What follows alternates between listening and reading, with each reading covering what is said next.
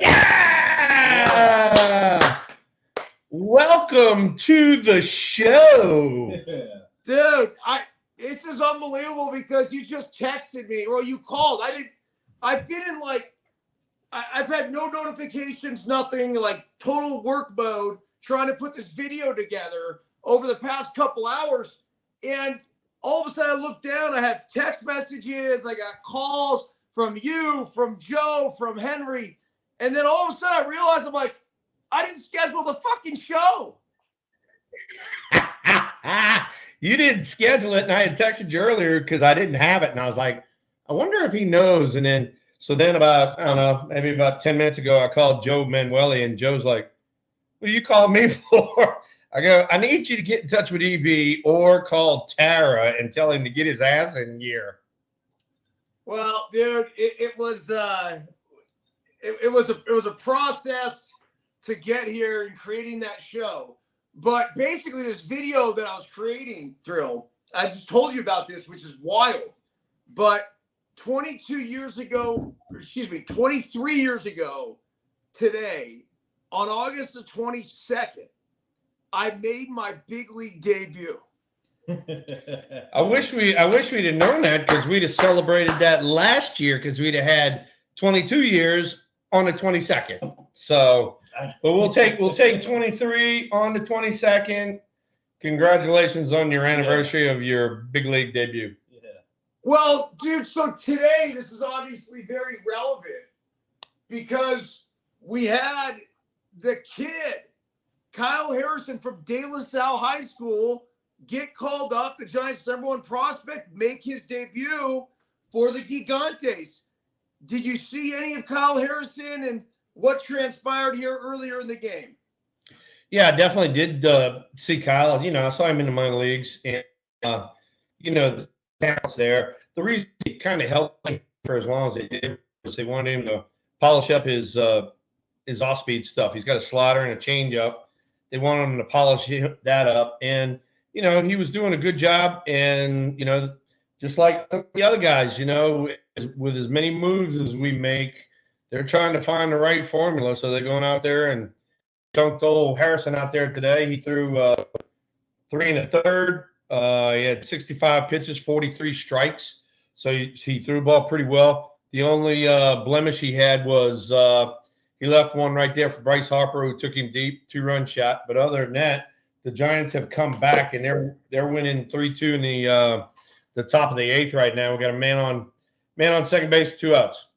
So Thrill, he gave up 5 hits. I believe actually left-handed hitters were 5 for 5 against him. And there was some mention potentially if he was slowing up on the off-speed pitch or what was going on.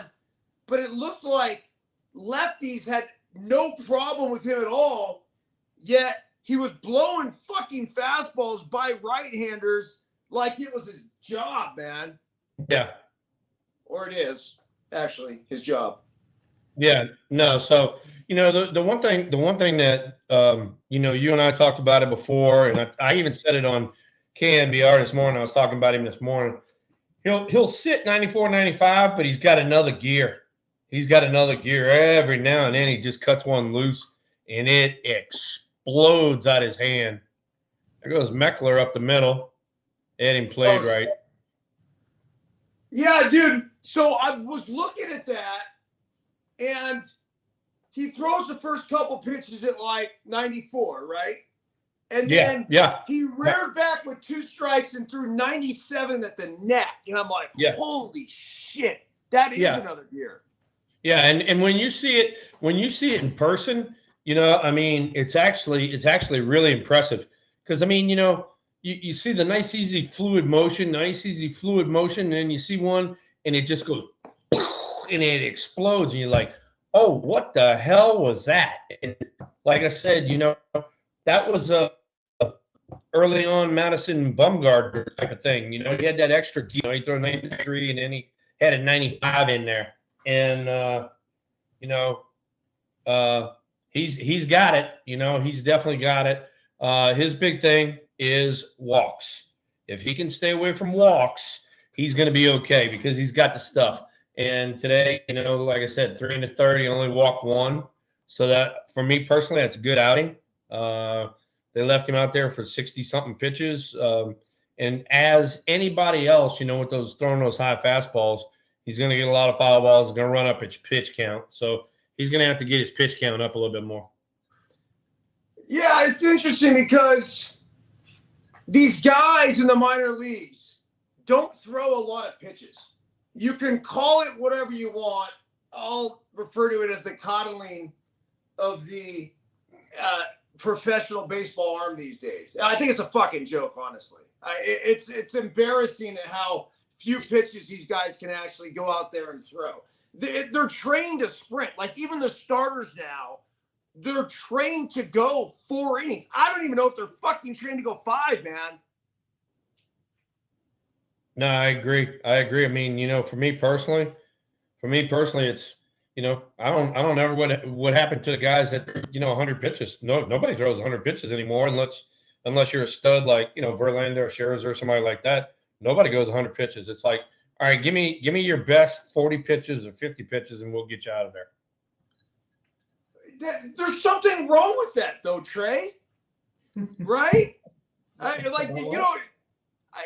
doesn't make sense to me. I mean, back in the day, guys used to actually fucking have to go to earn a paycheck. Now it's like, I don't know, 4 and dime.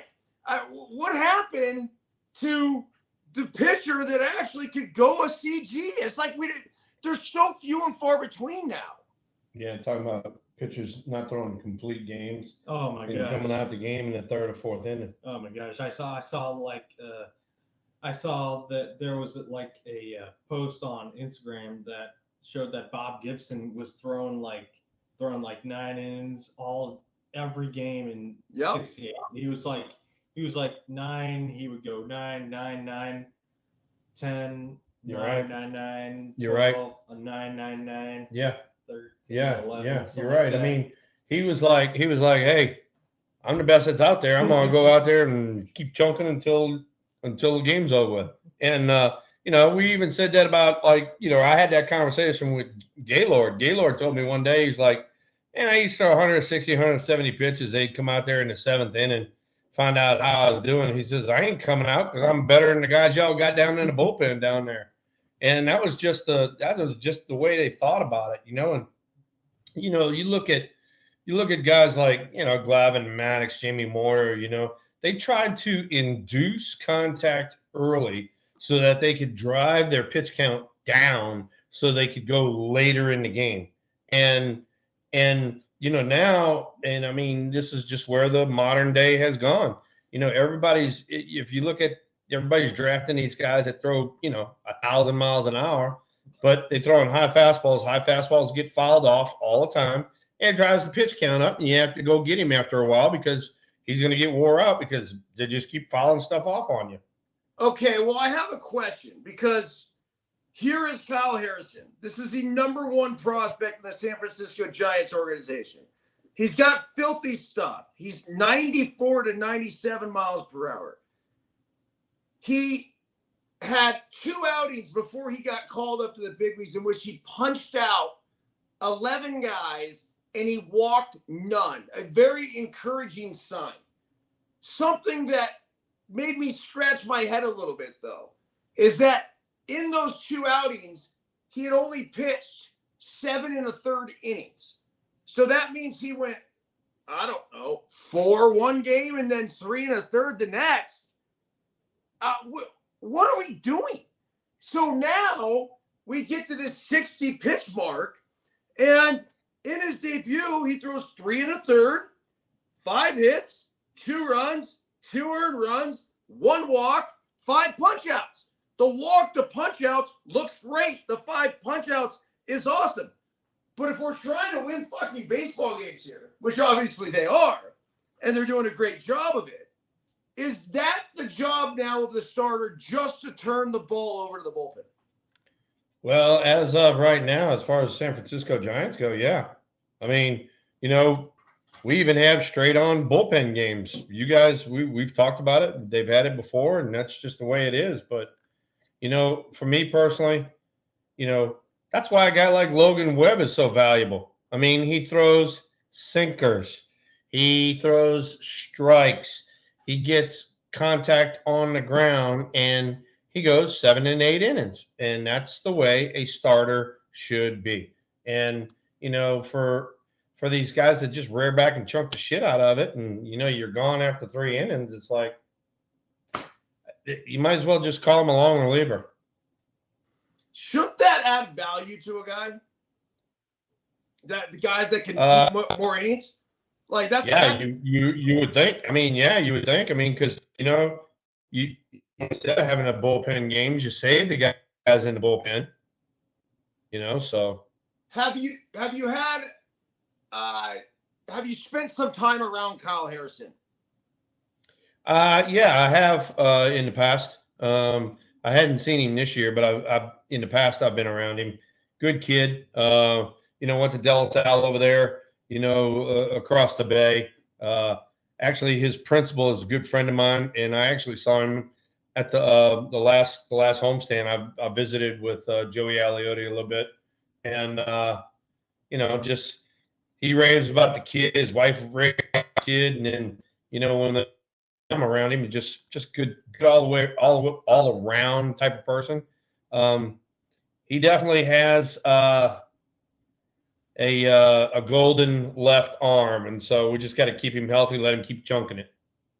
It's crazy because if you watch his delivery, it's almost like he's 3/4 here, and the ball just spits out of his ear, and it rides through the zone. See, and then that's I made the analogy a little bit ago about Madison Bumgarner.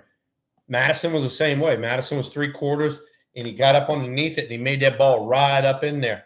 Kyle's the same way. And so, for me, if you look at Bumgarner and you look at Harrison, there are two peas in a pod. They're going to pitch the same.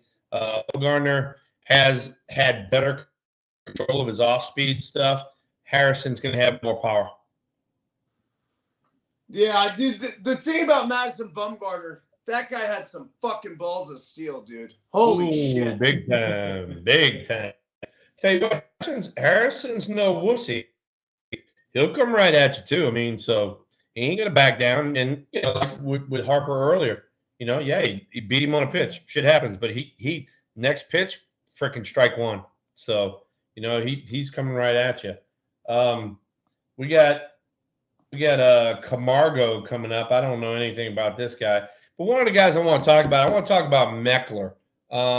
He got called up last week, and we were talking about his meteoric rise coming through the minor leagues and all that sort of stuff, and then he's gotten into major leagues and he's had a little bit of a hiccup here, and then he had a defensive miscue or two, last night.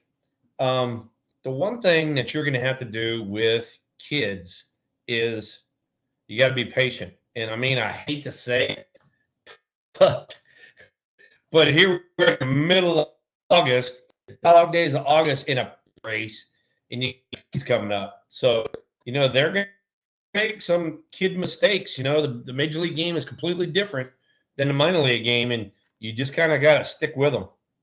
So did you notice that after you and I relentlessly talked about plays at the outfield wall, and I talked about how valuable Mike Quaddy was to me, the same fucking night, man, or actually it was the next day, was the inside the park homer that happened.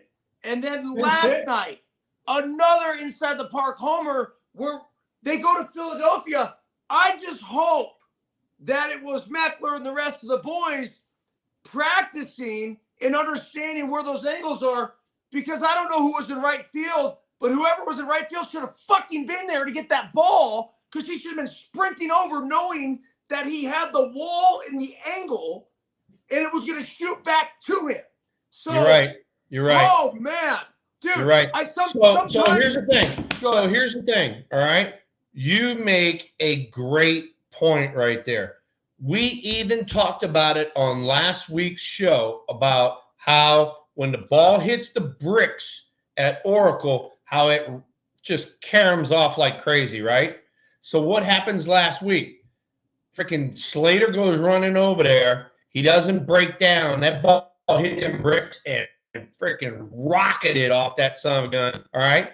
So you kind of got to break down a little bit and say, look, I got to keep this ball in front of me. I can't go busting tail on over there, right? So that's first off. Second off is, in that position right there, your left fielder's doing nothing. He's doing absolutely nothing. So why don't you go over there and back up Slater? Same thing last night. Meckler has Harper hits the ball, and when a left-handed hits a ball the other way, the ball sort of spins away from you. Meckler's running like this, and the ball's spinning this way, and he never got turned around. So all of a sudden, the wall was on top of him. Ping! It ricocheted, and like you said, no right there. But you do that in batting practice. You have to do that in infield practice, and we don't work on that.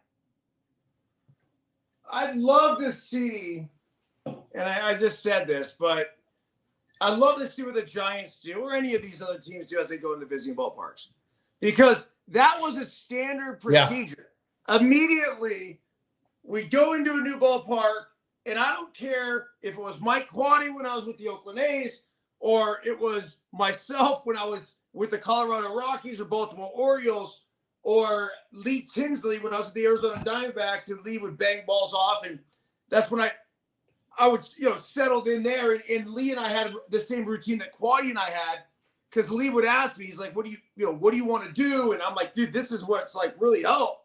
And that there, I mean, it's just, that's how you prepare for this shit, man. Here's the thing with Meckler.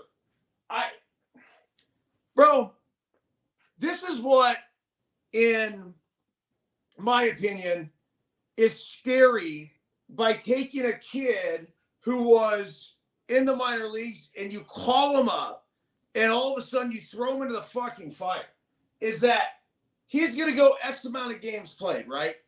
And let's just say he continues to struggle. And then there's the demotion thing. Matt Williams dealt with it. Like, it's not, it happens. And they're not immune to it. And a lot of times they come back up and they have fantastic careers. I do think there's an element, though, say with a Meckler, that, look, man, fucking call him up, get him into the mix, but don't start relying on this kid as being the dude. Don't make him feel like he's got to be a guy. Does that make sense? Like, he came up there hitting fucking second. Don't hit him second. Like, make him earn his fucking way up to second. Hit him. Yeah, no, I get hit him it. eighth. Hit him seventh. Like, hit him down. And then every day, center fielder, like, just here, it's your job. Go. Man, play 2, play 3. And then, you know what? Maybe we're going to sit you, bro. And you got to earn everything you fucking get here. This is a goddamn big leagues, right? Agreed. Totally agreed. And you know what? To be totally honest, they kind of did, they did, kind of move him out of the middle of the lineup, to take a little pressure off him. I think he was hitting 7th or 8th today, but like I said, to be chunked into the middle of the lineup at the major league level right out the get-go, dude, you got to be somebody really special. I mean, somebody really special. I mean, hell, I hit 7th for parts of 2 years. I didn't get to the 3rd slot until my 3rd year in the big leagues. So I mean, kind of like you said, you had to earn it. I mean, let the veterans have it and all that sort of stuff. But hey, we're not making a lineup card, so I don't know what the talks are at a behind closed door as to why, but I guess they figured, hey, kid hit 379 on every damn level that he was at. Maybe you do it on the big league level and give us, that on base percentage that they so absolutely crave. They just crave on base percentage, and I like guys that can hit. On base percentage doesn't drive in runs. Boom. Boom. That is the truth right there. Oh, my God. Moneyball line. Yeah, you got that right, huh? That's what I'm talking about. Hey, man, look, we go back and we talk about it all the time. Al Rosen used to tell me, I pay you for two things. I pay you to drive in more runs than the other guy and touch home plate more than the other guy. You do those two things, we're going to win a lot of ball games. And, you know, some of the crapamundo that's going on now in the big leagues, no, I don't get it. And Trey sent this one out the other day. Tell him about Tony Gwynn. Tony Gwynn has had like 188 strikeouts in the whole entire decade of the 90s. And Tony Gwynn had 188 strikeouts in the decade of the 90s. Oh my gosh. And you got Kyle Schwarber, who's got 160 right now, and you got Eugenio Suarez got 162. You know, I mean, he struck out 188 times in 10 years. You know, that was not that great of a day in general. It was awesome. But you know, it wasn't that great of a decade. But it was a great decade for hitting, though. You got that right. Yeah. It was a great day to be a ball player back in there. Yeah. So dude. yeah, but anyway, so Trey posted that the other day. I was like, oh my God, look at that stat right there. Here's another one. Here's another one for you. You know, Luker, you can look this one up if you want. Go pull up Red Shandies and see some of his watch some of his things. I mean, he had like 800 plate appearances, had 7 strikeouts, 8 strikeouts, 10 strikeouts, 15 strikeouts. I mean, those guys back then, man, they put the ball in play, you know, and, you know, we even talk about it. I mean, hey, I took it as like an insult if I struck out because I didn't put the ball in play. I didn't make the other team play with it. You know, I didn't give the guys behind me, you know, a scouting report. I didn't on base for the behind me to drive me in. So I took it as an insult. So we're in the bottom of the ninth Big inning, flame guys. thrower. It's 3. This is to the Falcons, and then kisses to the like a sprinkler system, and then boom. Oh, okay, yeah. Yeah, they put it on the board. Ow, that's gonna leave a mark. 100 right off the arm. Go take that with you. 100-mile-per-hour fastball off the back elbow. Off the back elbow forearm thing. Here, take this with you. Watch this. Here. Yeah. Oh, that's a funny bone, dude. I'm telling you, that was funny. It was funny bone. All right, but it's on the inside. Watch. If he stays in the game, watch this thing. This thing is gonna go. It's gonna look like he's got a freaking grapefruit up under there. Geez. Oh, take that with you, Bro. That's gonna hurt just about as much as they like. He's talking about fucking feeling his fingers right now. Remember I told you about Randy Johnson hit me and I said, hey, you need to stay out here until this shit comes back. The numbness goes away. That was it. It is nuts, dude. Ouch. So That did not. Quay, I pulled up Tony Gwynn's stats right here since we were talking about it.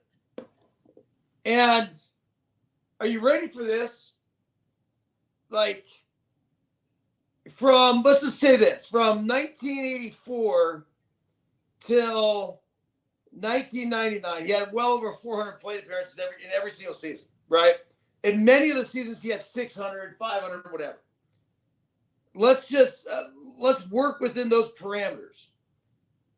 He struck out 16, 21, 23, 33, 35, 35. 40 was his high for his career. 30, 23, 19, 16, 19, 15, 17, 28, 18, 14. I mean, dude, holy fuck. Even, this is when he knew it was done. It was 2000. and I played against him in 2001. But in 2000, he had 140 plate appearances. He struck out, holy shit, 4 fucking times. 4! Wait, who did? Tony. Tony Gwynn is 40 years old, dude. Yeah. 40 years old. 140 plate appearances, struck out 4 fucking times. Oh my gosh. Yep. It's Hey, insane, so man. they just had a pitching conference come out there. Pitching coach went out there, and then the other guy is Nick Ortiz. He's our quality control coach to translate, since Duval does not talk good English, and we got to figure out. Here's a pinch hitter. Right? We got to figure out if he's going to be bunting it, which he should be doing. You think so? He should be. It's a 9th inning. That guy doesn't know how to bunt. That guy's never bunted in his fucking life. I guess evidently not. He took one right down the middle. Maybe he don't know how to hit either. That's a very good point, man. Swing the fucking bat. Right? Dude, You're you not come going to bunt. come off the You're gonna bench. Swing it. You come off the bench with a guy throwing 100. You better tune it up and look for a heater, Jack. So Duval, you talk to Duval when you roll in the clubhouse there? Oh yeah. Whenever I talk to Duval, I just keep it simple. You know, hey Papi, está bien, everything bueno. Sí, Papi, everything bueno. You know, so I just keep it real simple with Duval. You struck I'll tell me you as a what, guy. you don't really realize it till you get around him. You know, I mean, he's put together pretty damn good too. He's like 6'3", 6'4". You know. How's that pop-up work for you? That swing right there, and he's standing at the home plate like he's freaking Babe Ruth. He got his ass jammed.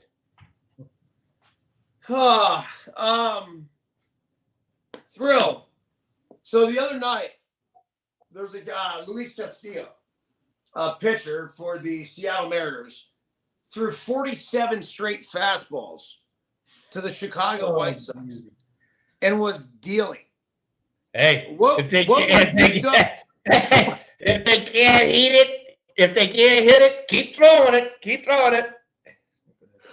Like, what the fuck is that? I mean, that's the ultimate insult. Dude just keeps throwing fastballs right down the goddamn middle, dude. And I was taken aback. I've never seen it in my big league, other than Mariano Rivera. I've never seen it. So here's another guy. Look, he's concentrating on his beard, not his swamp. Bro, this is Brandon Marsh. He lives under a bridge in Philadelphia. And oh, that's a good one right there. Fucked up anyway. He somehow finds a way to grease his hair, though. Now you say Because, dude, it looks like that thing's fresh with fucking baby oil. Oh God, you're funny. How's the chat doing tonight? We have people chiming in as we have. Chat's all over the place. Kerry Baxter and Linda are at pretty hard right now. Ground ball, base hit. Uh-oh. This is going to take the runner to third if he's got any balls. Yes, sir. Here we go. Bryson Stott, the third, and the homeless guy that they just picked up. Hey, and then the thing is, now you swing it back around, and you got top of the lineup coming up. You got Schwarber coming up. Dude, Brandon Marsh is fucking good. He's always been good. I don't know if he's always been homeless, but he's been good. Yeah, he needs a haircut. Hey, Trey said he needs a haircut bad. You and I can team up. We'll pitch in $20 a piece to get him a lid. I don't know, but then what are we going to talk about if you had a haircut? Yeah, no, I'm with you. Hey, who is sponsoring the show today, by the way? Who do you think? 818 Tequila. 818 no fucking 818 to kill you. 818 to kill you. There you go, ladies and gentlemen. Bro, hey, Trey, I salute you. Thrill, I salute you. 818, I salute you. And we now have There you Byrnes. go. There you go, Trey. Yeah. Cheers. Straight from the Yes, bottom. indeed. Yes, indeed. Hey, Tommy Luke's in the chat room, and we had our wild game dinner up at the ranch Thursday, Friday, Saturday, and Sunday. I'm gonna get cards. No, that's okay. You good. So anyway, so we had our wild game dinner, and Tommy Luke and his partner up there is another guy by the name of Rob Bullock. They got to get pretty hard, and they finished at least 3 bottles. So we took a bit. So Look at that. It's 97-mile-per-hour fastball for a strike. And Tommy, if you ever want to drink some fucking tequila with the tequila drinker, I am your guy. there you go. There you go. And then Marsh just stole second. So second and third. So base hit wins the game. Oh, they're walking. They're gonna walk. So this is what annoys me about closers. But here's the thing, all right. So in the history now of Major League Baseball, it's ever held a runner on fucking ever. Yeah, no. But so you walk Schwarber, okay, who punches out a lot, to get to Trey Turner, who doesn't hit into a double play. So I don't know. We'll see what happens. Maybe it's just they just want to do the right thing. The ball, the pitch, a ground ball foul. Looks like he threw him a 98-mile-per-hour sinker. He threw him a sinker. On that. Yeah, he's been throwing a lot of sinkers lately. The bases are juiced, dude. This is why we do this show, Trey. Moments like these, man. We're gonna walk right through this at bat here, Trey. So he threw him a sinker. Now high chi. All right. So what's coming? What's coming next? 1 ball, 1 strike. He needs a double play ball or a punch out. So he's either going to throw a high heater or a slider, one or the other. That's the sinker. Whoa, sink piece. Sink piece. Here's the thing, though. You can't really fuck around. There's a problem with loading the bases. Yeah, no, you're right. You got to throw a strike. No sinker coming. Yeah. Another sinker coming. Think he's 2 going to balls, throw a 1 strike. The pitch. Oh. Peter Wright is up in the zone. Yeah. Good on Trey Turner. He wasn't looking to walk. This is ahead of that, so you can't keep doing that. Sorry. Yeah. Don't tell me. 2 balls. Here we go, ladies and gentlemen. Coming up and in. Oh. 99. 99. 99. Don't give anything away, man. This is a big moment. Yeah, Trey's trying to look at it because it's ahead of time here. Easy, big fella. Hey, as Charlie Hayes would say, 99 with a good wake up. The 2-2 pitch. Bases juice. Line drive. Oh! Back up the middle. That's the ball. Oh, no. Game's over. Oh, shit. Giants lose. Oh, man. Oh, Jesus. Oh, no. What the fuck, man? God. I tell you what, though, to be totally honest, Duvall got a glove on it. If he catches it, damn it, not the inning because he doubles somebody off. But, oh, man. Clank. Wow. Oh, that's coming out. And then that's that. Who was that right out there? Hang on. At second base was who's that, Trey? Estrada. Estrada sees the ball and he starts breaking up the middle. When it deflected behind him. It's like because it deflected in the air. Trey Turner, who struggled so mightily this year. Yeah. He's been lifted up by the Philadelphia Phillies fans who, in the midst of his struggles, gave him a standing ovation a couple of weeks ago. And he responded with hitting a home run and having a nice series. Yeah. And it seems like since then he's really come around. I mean, this is a guy I don't think we celebrate enough. This is the dude that helped the USA take home the gold during the World Baseball Classic. Dude, the biggest hit in the entire series. Yeah, no, he had unbelievable WBC. But, here's the thing. That's what we were talking about. It's like you have to look at the whole thing. And, hey, I'm not the manager, but I got a guy throwing 100 with a nasty sinker and a slider. I might challenge the guy that has, like, a lot of strikeouts. I might challenge him instead of getting the guy who is arguably one of the fastest guys in the leagues, or get him to hit a double play or get a punch out or whatever. Well, like you said, he's just not a great double play candidate. Yeah, no. And then, hindsight's 20/20, so I can't look at it that way. But, the gut instinct part of me kind of takes over in these situations. And I don't look at things analytically. I look at it from the gut instinct as to what is my better matchup. You know what I'm saying? And they wanted the right-hander in case he punched out or, hit the ball on the ground. But, oof. All right. So the Giants lose. Let's see. Yeah. All right. So now the Giants lose. All right. So let me pull this up here in a second.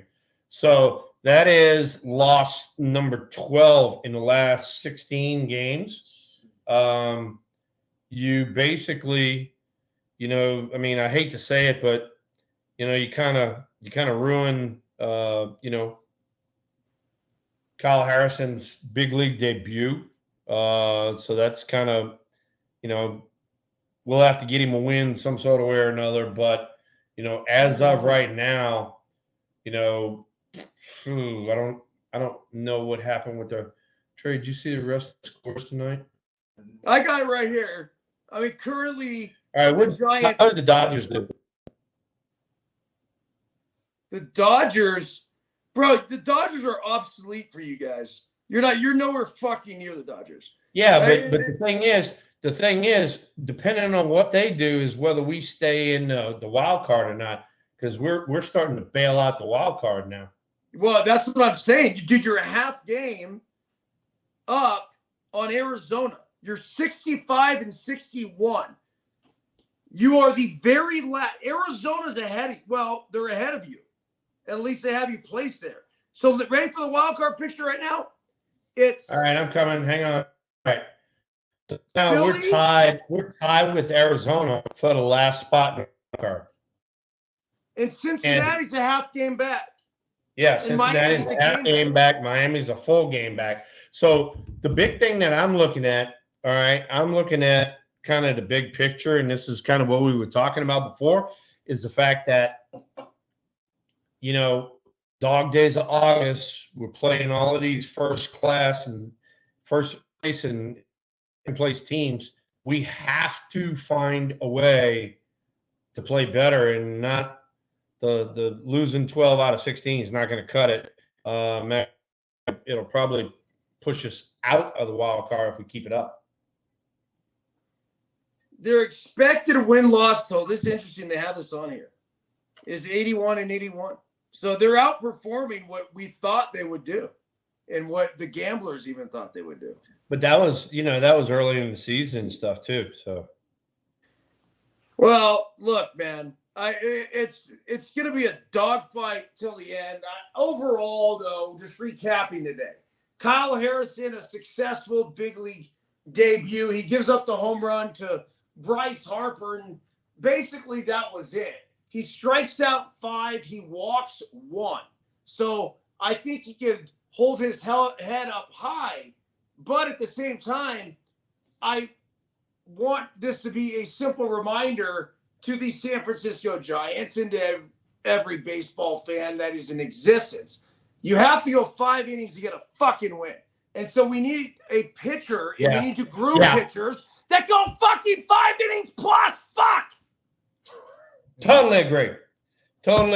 If you have in your description starting pitcher, you better figure out a way to go 5 innings. Otherwise, your stats are going to be shit. You're gonna not a lot of wins and a lot of losses because you're not gonna be able to go 5 and get a W. Yeah. Thrill. So this is the anniversary of my big league debut on the same day that Kyle Harrison made his debut. Yes, indeedy.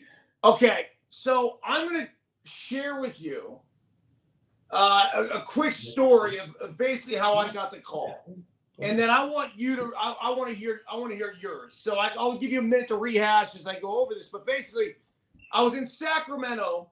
We are down by 2 runs in the bottom of the 9th inning, and I hit a bloop double over the first baseman's head. The ball lands. I bust my ass to second base, thinking no problem, and I get thrown out at second, down 2 in the bottom of the 9th for the 3rd out of the inning. After the game, legendary Yankees outfielder Roy White comes up to me and he goes, "Bob wants to see you in his office." So I'm like, oh, fuck. So I walk into Bob's office and I go, "Bob, I fucked up. I'm sorry." He goes, "Look, you know better. I've taught you better. And whatever happens, don't make that mistake in Cleveland tomorrow night." I go, "What? Who the fuck's playing in Cleveland tomorrow night?" He goes, "You are with the A's. And don't make that same fucking mistake. You're going to the big leagues, kid." I'm like, holy shit. So that's freaking awesome, dude. Yeah, it's pretty cool, man. So I want to know. Awesome. I want to know, how did you get the call? We gotta talk about this. Oh, and by the way, hello, Tara Byrnes. How are you? She got on the chat all of a sudden, and Thank you, honey. as Steven would say, what's for smell-o-vision there, Tara? First off, second off, we kind of talked about this, but it was spring training. I was 3 for 4. I had been on a roll. I was raking right along. And matter of fact, take that back. I wasn't 3 for 4. I was 3 for 3. And I had just got through hitting my second double of the game. I'm on second. And I look at the base coach and he goes, "You got to come off the field." And I go, "Oh, no. He goes, "You got to come off the field." I go, no. One of those numbers. And he goes, "Roger wants you to come off the field." I said, "I'm not coming off the field." And so anyway, so Roger is like, "You got to get your ass off the field." So he gets me off the field. He says, "I want to talk to you right now." And so we left the dugout. The game was going on. We left the dugout, went into his office, and he said, "Don't ever show me up like that in the major leagues ever again." And I was like, "Don't you ever take me out of a game where I'm 3 for 3. I'm not coming to a game when I'm 3 for 3. He goes, "Don't you ever show me up." He goes, "That is not what my baseman is going to do." And I go, "Your first baseman?" And he goes, "Yes." He says, "Welcome to the leagues." "Roger, I will never show you up ever." I said, "But don't ever take me out of a game when I'm 3 for 3. He goes, "I won't." And I go, "Perfect." Okay. All right. Hey, bro. I love that shit, man. You know what? Hey, look at what Trey Clark just brought down here. Yes. 1987. Bro. Out of his own my favorite year. Collection. Yeah. Let's rip them. You want to rip it? Yeah, let's rip it. I'm not eating the gum. No chance. Don't be a bitch, man. Eat the fucking gum. Look. The gum is stuck to the card. It's stuck. All right. Oh! Right out the chute, Trey. Right out the chute. Ladies and gentlemen, your pitching coach for the San Francisco Giants for a very long time, Dave Righetti. Dave Ragu, the big Ragu, Righetti. Bro, I love Rags. I've always enjoyed my time with him. He's absolutely one of my favorite people. It's kind of a shame how he got let go out the organization. I mean, he's got so much talent and so much to give to these minor league kids. They need to use him a little bit more. He's really a special person. What?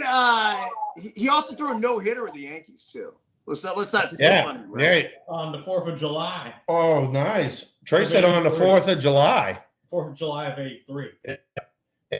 He also, Billy Martin came out to take him out of a game where he was doing well. It really just wanted to make a pitch and change and matchups and all that. And Rags, instead of handing him the ball, he threw the ball out the stadium. I remember seeing that on one. Let me tell you something, because this is along the lines of what you were just talking about, not want to come out with your 3 for 3, and Rags didn't want to come out of the game. If you're happy about getting taken out of a game, or you're happy about getting pinch hit for, something's fucking wrong with you. And when I see the ultimate competitors, and I saw this in my own kid, and it actually fired me up, because he was at the Perfect Game Invitational National Championship, and he was playing with the 11Us, which isn't his regular team, right? He played with the 12, so he played a year up. And at the time, I think he was 2 for 2, had 2 fucking huge hits to, help put us ahead, and we were kicking this team's ass. And he got pinch hit for, and I wasn't managing, but he got pinch hit for. They let one of the other kids in, and I as a coach, I'm like, yeah, sure, absolutely. Guy's got 2 hits already. Fucking, he's done his job. Let one of these other kids get in there, and he legitimately was pissed on the ride home. He was telling me about it, and I go, good.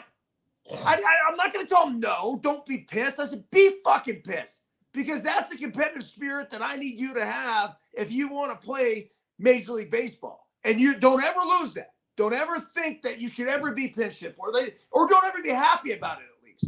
Sometimes you can. I said, and I explained the situation. I said, this is why he would do it, and it makes sense. But I still don't want you to be okay with it. And he goes, good, I'm not. So it's pretty cool. I got you. All right, you ready? Yep. Next on the list, believe it or not, this guy was a teammate. Rick Leach. No fucking idea who that is. Rick Leach was a teammate.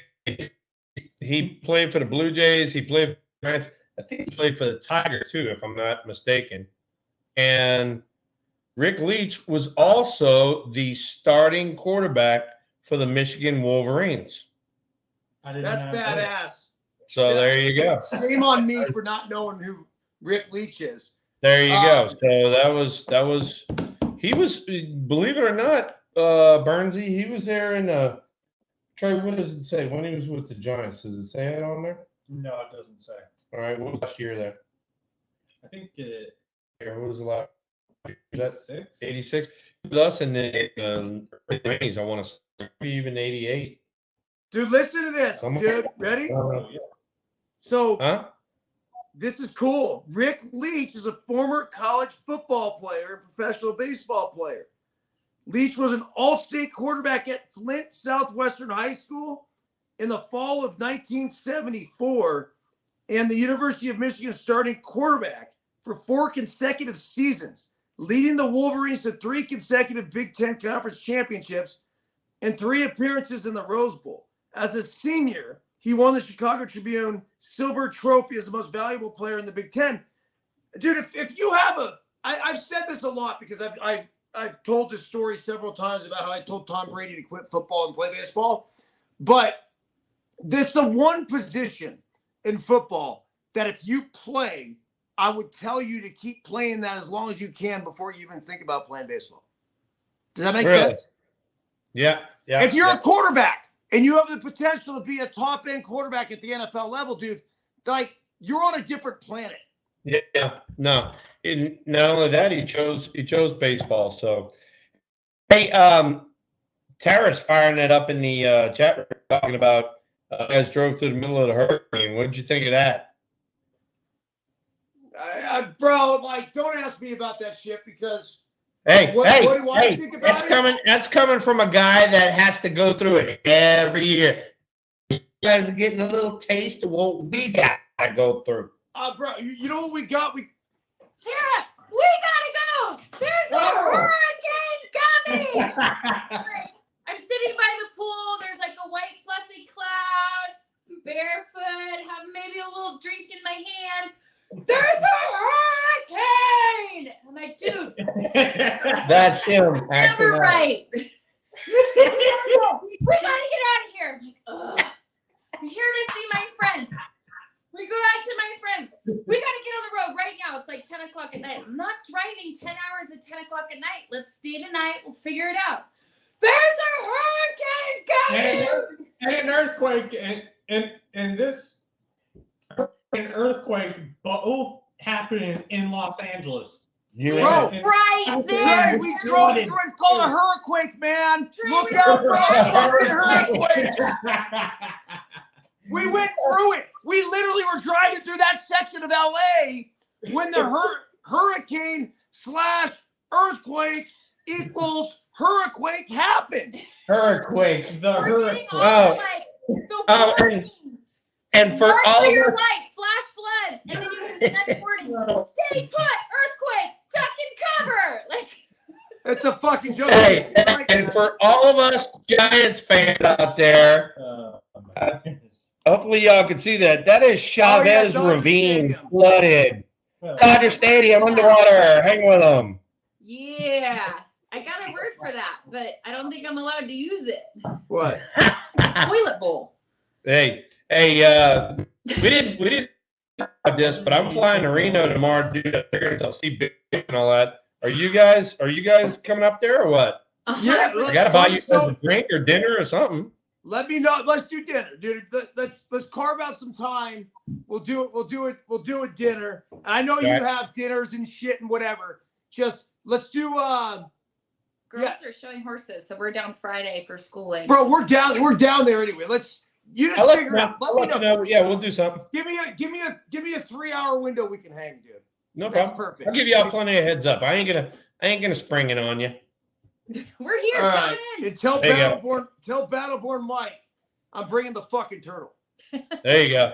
I like would it. have been laughing seeing this scene. Like I'm telling you, I don't know where the Weather Channel created the photos of what they showed because we were there. And I hate the idea that anyone was hurt or injured or the property was hurt. But as we're going through it, I'm like, it's rain, y'all. It's just some rain. You know what? Lisa and I talked about that last night is the fact that they want everybody to panic. They make it seem so bad. Oh yeah. And they blow stuff up. Yeah, I mean the storm hit land at 60 miles an hour. I mean, that would be a That's thunderstorm. nothing, right? That'd be a That's thunderstorm, nothing. you know? We hit 60-mile-an-hour winds. Dude, Yeah. I'm pissed if they shut down the fucking lift at 60. Like, look, I wanted to get on the road. She's right. I did want to get on the road. Oh, no. I knew what we were going to be dealing with on the drive home. And we timed it perfectly where we basically drove all the way to Tahoe with the eye of the fucking storm. The whole way. Do you understand? We went with the eye. So it dumped the entire time on the way home. We should have hung out for another day. You guys think we're on it. Oh, bro, here's the emergency alert. This is it. Ready, Trey? My husband, Tara. Very nicely done. Here, listen to this emergency alert. Now, when the eye of the storm's coming through. I'm like, We're get in the car so we could drive with it the whole way. It took us. That's what we did. 14 hours. That was your turn. No, that was well, whatever. 14 hours, Will. If we had stayed the night, it would have taken us 8. Listen to this, Trey. Wait, listen to Trey. Mr. Burns, Miss duck down so you can see you. There you go. Mrs. Burns, I gotta go. Gonna be watching a game. Trey, not yet. Not yet. Hold on, Trey. No. Trey, listen to me. So the emergency alert. No, I want Trey to hear this. He's gonna laugh. The emergency alert said National Weather Service, a flash flood warning is in effect in this area. Dangerous, life-threatening situation. Do not attempt to travel unless you are fleeing an area subject to flooding or under evacuation order. The next emergency alert. Earthquake detected. Drop, cover, hold on, protect yourself. What the fuck? That's blown out from there. Hey, Where's bud. the one I sent Joe All right, here man. with my feet with the blue fluffy clouds? I don't know. Where I was like, Oh, you got Chloe was flying home from Chile, and I told her we were in San Diego, and she's like, how, I sent her a picture. I said, I miss you. It was the white fluffy clouds by the pool picture. And she sent me the weather warning of hurricane coming to San Diego. And I sent her back the picture, and I said, fake news. It's beautiful. Like, okay. Hey, I get it. I started laughing. So We anyway, I had to bring it up, all right, because we don't even leave on category 4s around here, and No. you guys had a tropical depression, and they're making it seem like, oh my God, LA is gonna Right. fall in the ocean, The people did not, though. Like, I didn't know one person that was worried about it. Not one. The whole joke was like everybody in San Diego was like rolling their eyes and like, dude, I got pickleball this morning, man. You can't call these warnings. Like, when are we gonna go out? Why are you shifting the Padres game? We can't drink margaritas at noon. It's not right. Like, y'all are cute. What does Biscuit want? He's knocking on the window. oh, we're making cookies. He's blowing the kitchen up. Are we on a pickleball? Yeah, Tara had that Let's on one of go. the posts. She said Biscuit has the whole kitchen screwed up. Oh, it's like, yeah. I got seem a disaster. I'm gonna go fix that. All right, go. We got about 5 See, more man. minutes. I got a little more daylight here. All right, Go play some pickle. All right, yeah, you got pickleball. Okay, real quick, another former Giant, great hitter, awesome dude, really like him a lot. Darrell Evans. Oh yeah, he was a stud, right? Yeah, stud. I mean, Giant, Tiger, Brave. He had a lot of jerseys, so that was him. This one is I faced him 1,000 million times, and he became a teammate when I was with Baltimore. Is Jesse Orozco. He's Left-hander. nasty. Dude, that Left-hander from out curveball. here. Yeah, he threw a fast yonder and a curveball, and he was he was with the Mets and he was with every and faced him a ton. Here's one that you probably know. He was a big league manager. Is Gary Renicky. Yeah, Ron Renicky was. Yeah, Ron Renicky. This is his brother. Did he manage the big league too, too, or was that did his he brother? coach? Yeah, I think he might have coached. Ron managed it, but Gary. Ron managed the Angels, right? Yeah, but Gary definitely coached as well. And this guy had pretty good stuff. I faced him, but I saw him on TV. Mark Eichhorn with the Toronto Blue Jays. Heard of him, but yeah, nothing. Yeah, no, right-handed pitcher, pretty good stuff. Not too bad. And then this was the last card on the card. Now, I don't even know who this guy is. Dan. That's very rare for you, though. Yeah, no, Dan Schatzeder, and he's a left-handed pitcher with the Phillies. So if he's a left-handed with the Phillies, I should have faced him, and I don't even remember him. Are lefty pitchers really baseball players, though? And we're back. I mean, there. they're kind of like punters and kickers, right?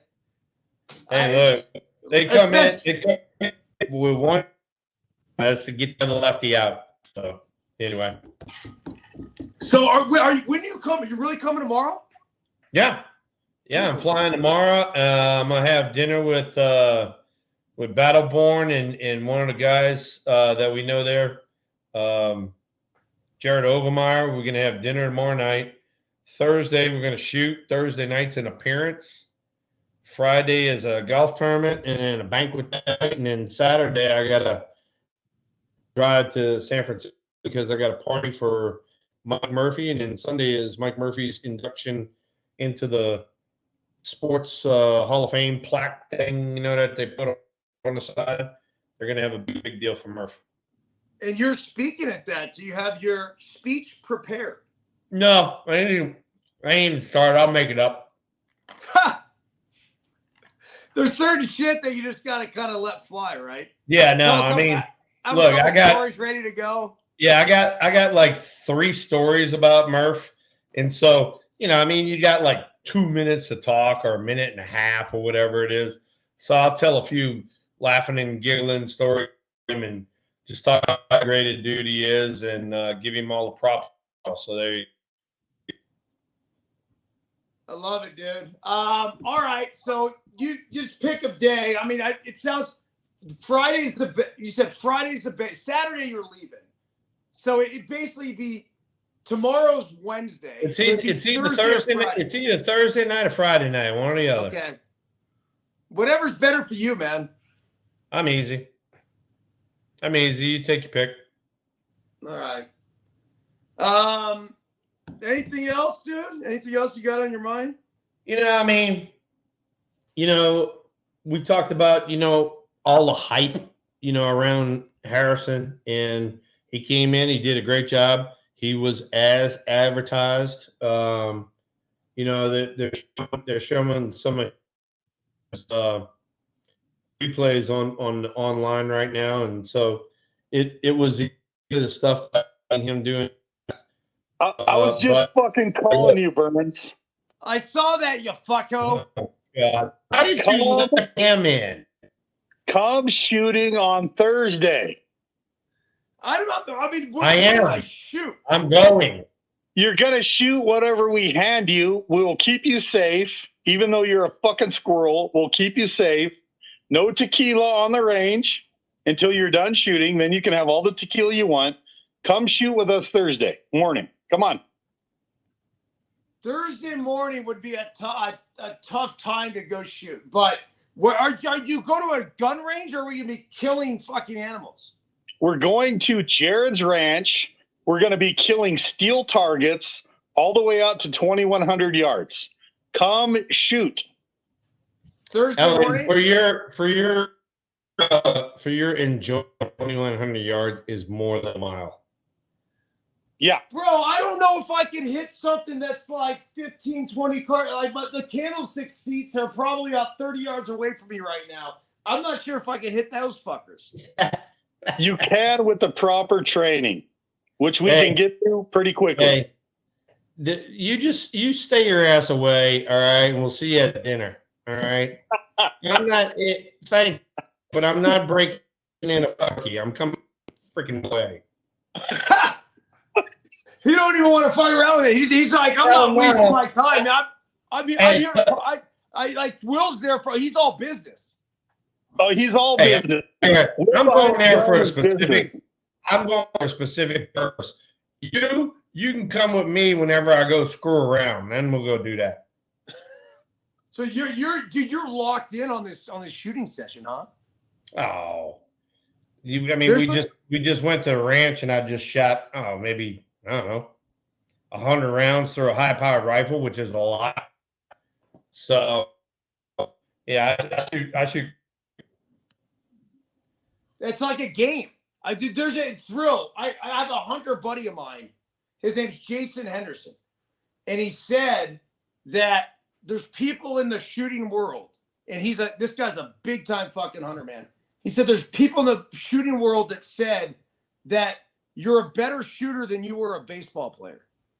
Is there any truth? Yeah, I'd have to kind of agree with that. Matter of fact, I told my wife. She said, "What would you do if you weren't, a baseball player?" I said, "Well, I went to school to be a petroleum engineer." I said, "But I probably wouldn't do that." I said, "I'd probably be a professional shooter." She goes, "What?" And I go, "Yep." So. Eric, I've seen both, and he's not full of shit. Really? And you know what, Eric? No, I'm really good if I like to eat it. If I like to eat it, oh yeah, we're gonna be all right. True. All right. Well, look, dude. Give me a shout. Mike, give me a shout. We'll figure this shit out. I definitely just want to see you guys. That's all I give a fuck about. Yeah, Now, no. I want to, I want to see you said, and Tara, and then, hang out with Big Bite, and, hopefully his wife Sandy can break away. I'd love to see you guys. So. All right, man. Sandy will be there Friday, man. For sure. Should I bring Taco? Yeah, good. Hang for that fucking nose of yours. You bring Taco, and hey, listen. You bring Taco. I'm gonna crush your daughter's soul. I'm gonna eat the fucking thing. Do not bring Taco.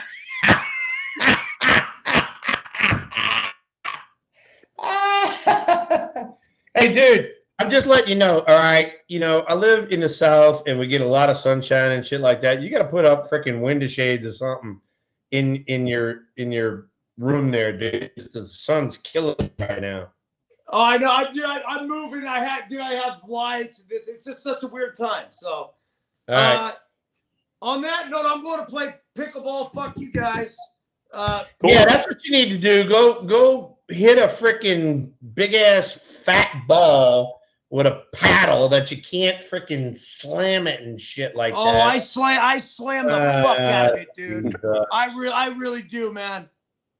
Like it is. Hey, my game is it's not great by any means, but my progression level it'll be a matter of time before I'm the pickle motherfucking world champ.